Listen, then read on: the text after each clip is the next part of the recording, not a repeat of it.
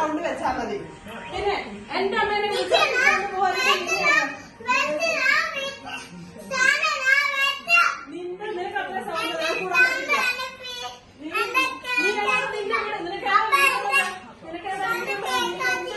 എന്റെ വീട്ടിൽ ഞാൻ അമ്മയെ വിളിച്ചോണ്ട് പോകണം.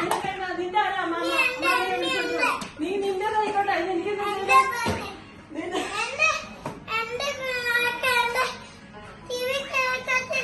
ചെവി കേട്ടാണ് ഈ ചെവിച്ചപ്പോ തന്നെ നിനക്ക് ചെവി കേട്ടാണ്.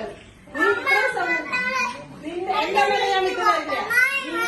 എന്റെ അമ്മനെ വിട്ടു തരില്ല. നീ ഇറങ്ങിപ്പോകുന്നില്ല. നീ ഹലോ ആ നീ നിന്റെ വീട്ടിൽ പോകുന്നുണ്ടോ?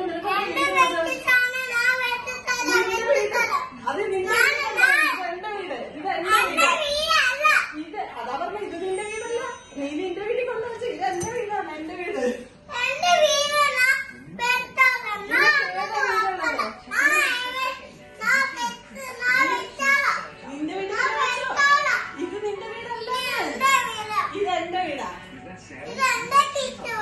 ആയിക്കോട്ടെ. നിന്റെ കിച്ചന്റെ വീട്. ഇത് എന്റെ വീടാ. ബിനിമോൾ മാത്യുവിന്റെ വീടാ. മനസ്സിലായ?